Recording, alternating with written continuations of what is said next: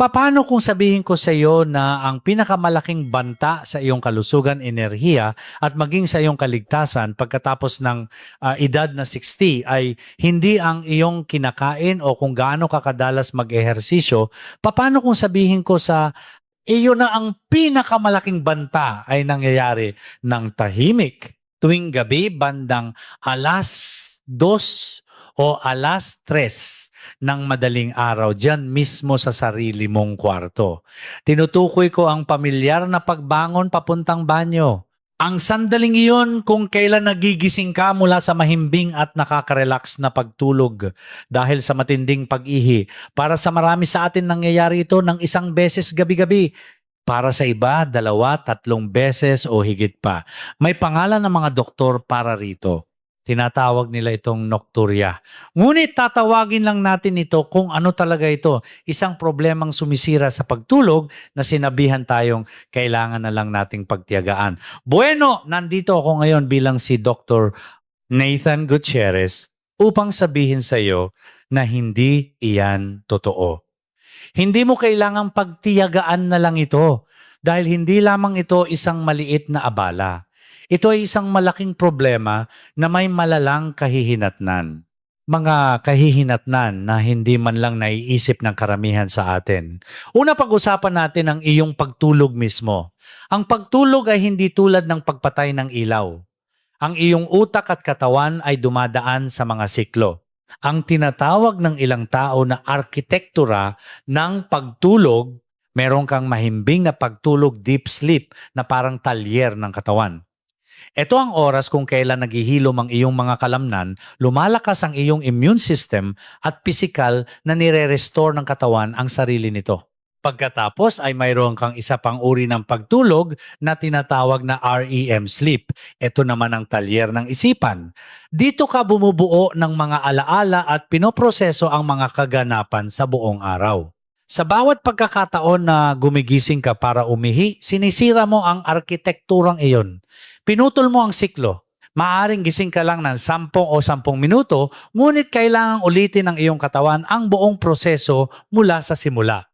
Ninanakawan ka ng mahalagang restorative deep sleep na iyon. Nawawalan ka ng ilang oras ng dekalidad na pagkumpuni gabi-gabi.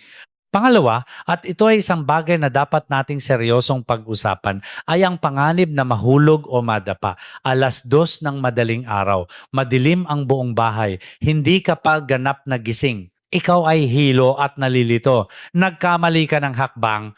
Sumabit ang iyong paa sa basahan o sa isang piraso ng muebles na hindi mo napansin. Ang isang simpleng pagpunta sa banyo ay maaaring maging isang pangyayaring babago sa iyong buhay at ang pagkadapa ay maaaring humantong sa bali sa buto, bali sa balakang, mahabang pagtigil sa ospital at pagkawala ng kakayahang kumilos ng mag-isa.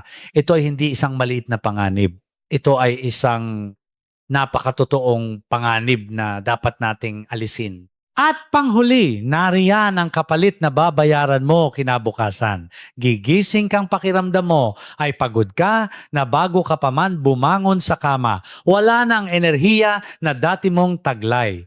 Ang paglalaro ng golf na inaabangan mo ay nagiging tila isang pabigat na gawain. Ang pakikipaglaro sa iyong mga apo ay nakakapagod na sa loob lamang ng ilang minuto. Wala ka sa focus. Pakiramdam mo ay malabo ang iyong isipan. Hindi lang ito dahil sa pagtanda. Ito ay direktang resulta ng hindi pagkuha ng buong gabi ng walang patid na pagtulog. At huwag nating kalimutan ang ating mga asawa. Sa tuwing babangon tayo, gumagalaw ang kama, tumutunog ang sahig. Hindi lang natin sinisira ang sarili nating pagtulog. Iniistorbo rin natin ang sa kanila gabi-gabi. Kaya ano ang solusyon? Maraming tao ang nag-iisip, simple lang ang sagot. Iinom na lang ako ng kaunting tubig. Ngunit iyan ay isang mapanganib na bitag. Habang tayo ay tumatanda, ang ating mga katawan ay kailangang manatiling hydrated. Ang dehydration ay maaaring humantong sa maraming iba pang problema tulad ng pagkalito, pagkahilo at mga isyu sa bato. Kaya ang pag-iwas sa tubig ay hindi ang sagot. Ang iba naman ay sumusuko na lang. Pumupunta sila sa kanilang doktor at sasabihin ng kanilang doktor, bahagi lang iyan ng pagtanda. Nandito ako upang sabihin sa iyo na hindi iyan isang sagot, isa iyang palusot. Ang pagsasabing bahagi lang iyan ng pagtanda ay parang pagsasabing ang lumalagitik na pinto ay bahagi lang ng isang lumang bahay.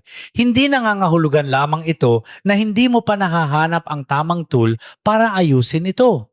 Ngayon, ibibigay ko sa iyo ang tool na iyon. Hindi ito isang tableta. Hindi ito isang mamahaling gadget. Ito ay isang sistema. Isang 3-step checklist na tinatawag kong Nightly Shutdown Protocol. Ito ay isang serye ng simple at lohikal na mga hakbang upang ihanda ang iyong katawan para sa isang mahabang gabi ng malalim at walang patid na pagtulog. At ang una at pinakamakapangyarihang hakbang na tatalakayin natin ay isang hindi kapani-paniwalang simpleng pisikal na trick na maaari mong gawin isang oras bago matulog diyan mismo sa iyong sofa habang nanonood ng TV. Ginagamit nito ang lakas ng gravity upang gawin ang halos lahat ng trabaho para sa iyo. Wala itong gastos at pakiramdam mo ay wala kang ginagawa. Ngunit para gumana ang kamangha-manghang trick na ito, kailangan mo itong gawin kasama ng 2 pang hakbang sa protocol.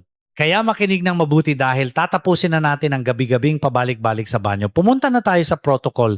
Isipin ito na parang checklist ng piloto bago ang isang mahabang biyahe. Gawin mo ang mga hakbang ng magkakasunod at huwag kang lalaktaw. Ang unang hakbang ay tinatawag na gravity flush. Bago ko ipaliwanag ang agham sa likod nito, hayaan mong magkwento ako ng mabilis tungkol sa isang pasyente ko, isang ginoong nagngangalang Roberto mula sa Pampanga. Si Roberto ay nasa huling bahagi na ng kanyang 70s at hindi na alam ang gagawin. Nagigising siya ng 3 hanggang 4 na beses gabi-gabi. Sinabi niya sa akin na sinubukan na niya ang lahat. Tumigil siya sa pag-inom ng tubig pagkatapos ng hapunan. Sinubukan niya ang mga herbal remedy. Sinubukan pa niya ang inireresetang gamot na nagpasama lang sa pakiramdam niya kinabukasan. Siya ay pagod at naiinis. Sinabi niya sa akin, Doktor, Nathan, pakiramdam ko ay trinatraydor ako ng sarili kong katawan sa gabi. Matapos kong pakinggan ang kanyang kwento, ang pinakaunang ipinayo ko sa kanya na gawin ay ang iisang simpleng pamamaraang ito. Hindi tableta, hindi dieta, kundi ang pisikal na pagsasaayos na ito sa kanyang gawain sa gabi. Siyempre siya ay nagdududa. Tila masyadong simple ito para gumana pagkatapos mabigo ang lahat ng iba pa, ngunit desperado na siyang subukan ito. Makalipas ang 1 linggo, tinawagan niya ako. Sa unang pagkakataon pagkalipas ng maraming taon, minsan lang siyang nagising. Pagsapit ng 2 linggo, nakakatulog na siya ng buong gabi. Ang iisang pamamaraang ito ang nawawalang piraso ng puzzle para sa kanya at maaari rin itong gumana sa iyo. Narito ang gagawin mo. Mga 90 minuto o 1.5 oras bago mo balaking matulog, hihiga ka. Maaari mo itong gawin sa iyong kama o sa sofa. Kukuha ka ng 2 o 3 matibay na unan at ilalagay mo ang mga ito sa ilalim ng iyong mga paa at bukong-bukong. Ang layunin ay itaas ang iyong mga paa ng mas mataas kaysa sa antas ng iyong puso. Malalaman mong sapat na ang taas kapag naramdaman mo ang napakagaan at banayad na pakiramdam ng paghila sa iyong mga binti. At iyon na iyon. Hihiga ka lang doon ng 20 hanggang 30 minuto, magbasa ng libro, makinig sa balita, makipag-usap sa iyong asawa, magpahinga lang. Ngayon, isang mabilis ngunit napakahalagang paalala sa kaligtasan. Para sa karamihan ng mga kalalakihan, ito ay ganap na ligtas.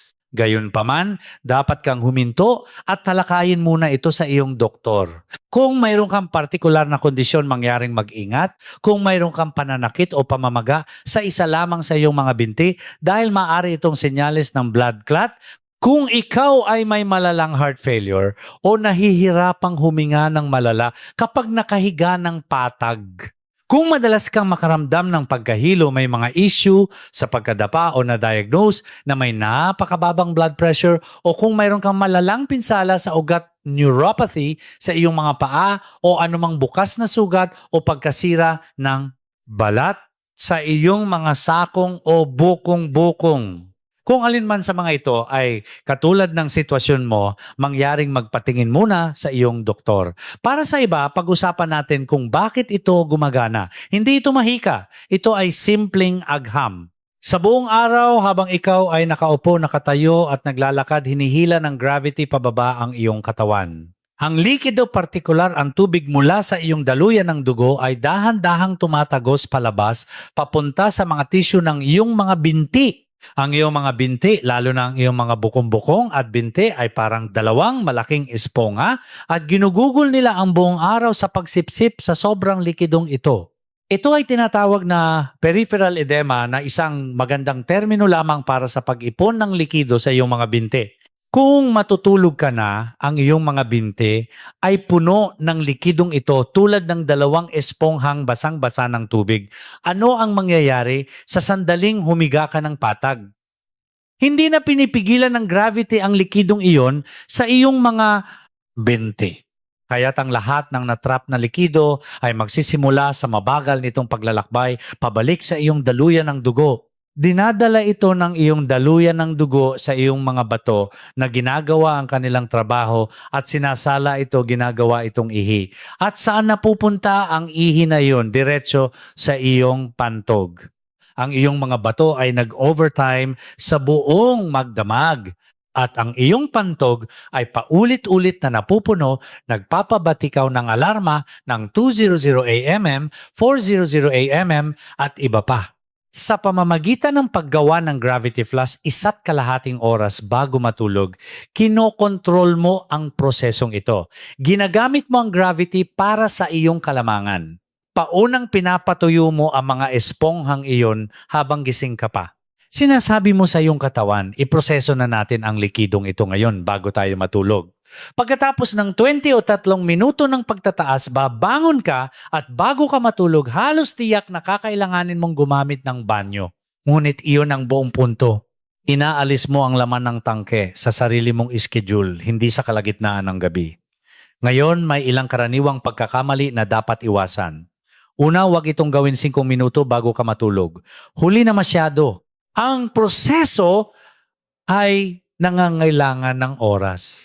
Kailangan mo ang buong 92 minutong palugit na yon. Pangalawa, siguraduhin ang iyong mga paa ay talagang nasa itaas ng iyong puso. Ang pagpapatong nito sa isang maliit na footstool ay hindi sapat. Kailangan mo ang pataas na anggulo para magawa ng gravity ang trabaho nito. Pangatlo, huwag masyadong ibaluktot ang iyong mga tuhod. Subukang panatilihing medyo tuwid ang iyong mga binti upang lumikha ng isang malinaw na daanan para sa paglalakbay ng likido. Iyan ang unang hakbang. Ito ay simple. Ito ay makapangyarihan at gagawa ito ng malaking pagbabago ng mag-isa. Ngunit upang maging tunay itong epektibo, kailangan natin ang ikalawang hakbang. Ang hakbang bilang 2 ay ang final system purge. Ang hakbang na ito ay nangyayari bago ka pa man sumampa sa kama para matulog. Nagawa mo na ang gravity flush. Naproseso mo na ang sobrang likidong iyon.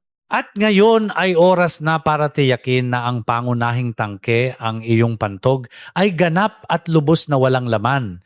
Habang tayong mga lalaki ay tumatanda, isa pang salik ang pumapasok sa laro, ang prostate. Para sa karamihan sa atin, ang prostate gland ay lumalaki sa paglipas ng panahon. Isipin ng iyong urethra ang tubo kung saan dumadaloy ang ihi bilang isang hose ng hardin. Ang lumaking prostate ay maaaring pumindot sa hose na iyon na parang may banayad na tumapak dito. Ginagawa nitong mahirap na ilabas ang lahat ng ihi. Ang kaunting natitira ay madalas na nakukulong at naiiwan. Maaring ito ay isang onsa lamang, marahil 30 ml, ngunit sapat na iyon upang magising ka ilang oras pagkaraan. Ang final system purge ay isang technique upang matiyak na mailalabas mo ang huling kaunting ihi na iyon. Maaring narinig mo ito bilang double voiding. Narito ng eksakto kung paano ito gagawin. Pumunta sa banyo tulad ng karaniwan mong ginagawa. Umupo sa inidoro. Napakahalagang umupo, hindi tumayo dahil tumutulong ito sa pag-relax ng mga kalamnan sa balakang. Huwag magmadali. Maglaan ng oras at ibuhos ang laman ng iyong pantog. Kapag naisip mong tapos ka na, huwag agad bumangon. Manatiling nakaupo para sa isa pang 20 hanggang 30 segundo. Mag-relax lang. Huminga ng malalim ng ilang beses. Pagkatapos ay tumayo sandali. Sa wakas umupo muli at subukang umihi ng isa pang beses. Baka mabigla ka na may lumabas pang kaunting ihi. Bakit ito gumagana? Sa pamamagitan ng pagtayo at muling pag-upo, binabago mo ang posisyon ng iyong pantog at prostate. Pinasasandali mo itong inaalis sa pagkakapulupot ang host ng hardin na nagpapahintulot sa nakulong na ihi na lumabas. Ang bahagyang paghilig paharap ay maaari ring makatulong. Isipin ito na parang pagkuha ng huling kaunting ketchup mula sa bote. Kailangan mo itong baliktarin at alugin ng kaunti upang makuha ang huling katas. Ito ay kaparehong prinsipyo. Ang mga karaniwang pagkakamali rito ay simple. Ang pinakamalaki ay ang pagmamadali. Madalas tayong nagmamadaling pumunta sa kama kaya hindi natin inilalaan ang sobrang minuto na kinakailangan nito. Huwag magmadali. Ang ikalawang pagkakamali ay ang hindi talaga pagtayo. Ang pag-ikot-ikot lang habang nakaupo ay hindi rin kasing epektibo. Ang kilos ng pagtayo at muling pag-upo ang mabisang nagbabago sa posisyon ng pantog. At panghuli, huwag umere o puwersahin. Ito dapat ay isang nakaka-relax na proseso. Ang pagpuwersa ay maaari pang magpalala sa sitwasyon.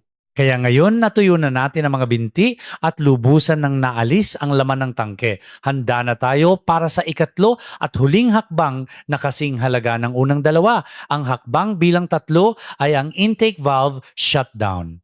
Ang hakbang na ito ay tungkol sa simple at makapangyarihang lohika.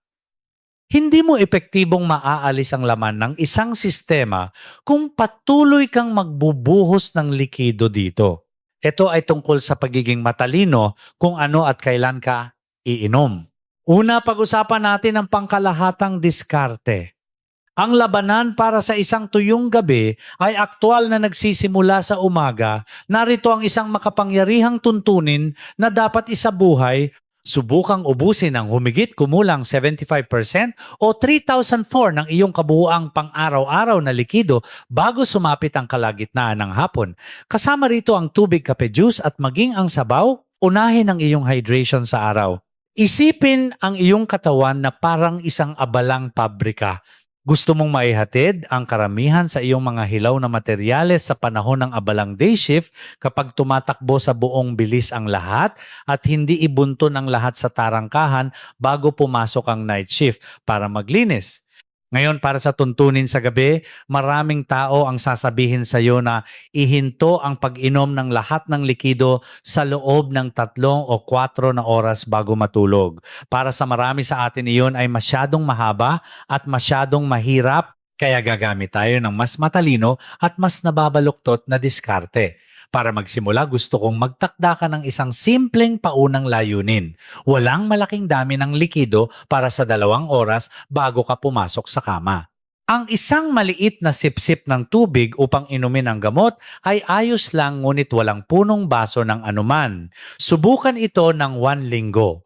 Kung nakita mong natutulog ka ng mahimbing sa buong gabi, pagbati, 2 oras ang iyong magic number. Nahanap mo kung ano ang gumagana para sa iyo. Gayunpaman, kung gumigising ka pa rin, gusto kong unti-unti mong dagdagan ang palugit na iyon. Sa susunod na linggo, subukan ng 2.5 oras. Kung kailangan mo pa ng kaunting pagpapabuti, itulak ito sa 3 oras. Ang layunin ay hanapin ang pinakamaikling epektibong oras na gumagana para sa iyong katawan. Huwag magmadali. Maging mapagpasensya at pakinggan kung ano ang sinasabi sa iyo ng iyong katawan. Siyempre kasing halaga ng kailan ay ang sa mga oras bago magsimula ang iyong fluid curfew, dapat mong iwasan ang tinatawag kong bladder agitators. Kabilang dito ang kape at black tea alak, lalo na ang serbesa at lahat ng soda o carbonated na inumin. Isipin ang caffeine bilang isang kapatas na sumisigaw sa iyong mga bato na magtrabaho ng mas mabilis. Isipin ang alak bilang isang dobleng dagok na nagpapabilis sa iyong mga bato habang pinapagana rin ito ang mga natural na preno. At isipin ang mga soda bilang direktang nagdudulot ng iritasyon na nagpapakaba sa iyong pantog. Ang pag-iwas sa mga ito sa gabi ay hindi pwedeng ipagpaliban. Kaya, ayan ang kompletong 3-step nightly shutdown protocol. Una, ang gravity flush. Itaas ang mga binti ng 20-30 minuto, 90 minuto bago matulog. Pangalawa, ang final system purge. Ang double voiding technique bago ka pumasok sa kama. Pangatlo, ang intake valve shutdown. Kunin ng 75% ng iyong mga likido ng maaga at magsimula sa isang tukto oras na walang fluid na palugit ayusin ayon sa pangangailangan. Ngayon, hindi ko nais na makaramdam ka ng labis na pagkabigla. Kaya narito ang iyong plano para sa unang linggo. Para sa unang 2 araw, Lunes at Martes, tumutok lamang sa ikatlong hakbang.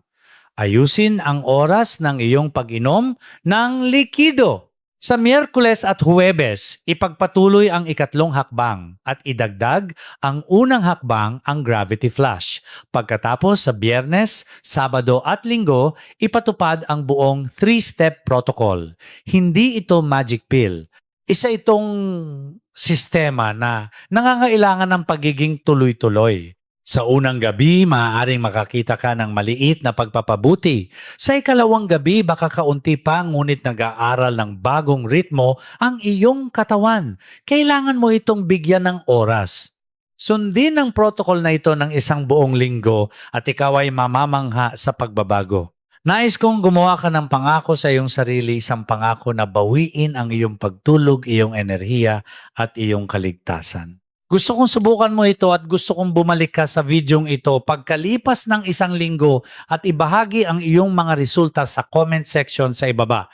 Ang iyong kwento, ang iyong tagumpay ay magbibigay inspirasyon sa isa pang lalaki na nagdurusa ng tahimik upang sa wakas ay kontrolin ang sitwasyon. Gumawa tayo ng isang komunidad ng mga kalalakihan na nagdesisyong karapat-dapat silang matulog ng buong gabi. Ito ay hindi lamang tungkol sa pag-iwas sa pagpunta sa banyo. Ito ay tungkol sa paggising ng may pakiramdam na nakapagpahinga. Ito ay tungkol sa pagkakaroon ng enerhiya upang mamuhay ng lubusan. Ito ay tungkol sa muling pagkontrol. Nasa iyo na ngayon ang kaalaman. Nasa iyo na ang plano. Ngayon ay oras na upang isagawa ito. Kung nakatulong ang videong ito sa inyong mangyaring i-like at mag-subscribe sa Alaga sa Katawan. Salamat.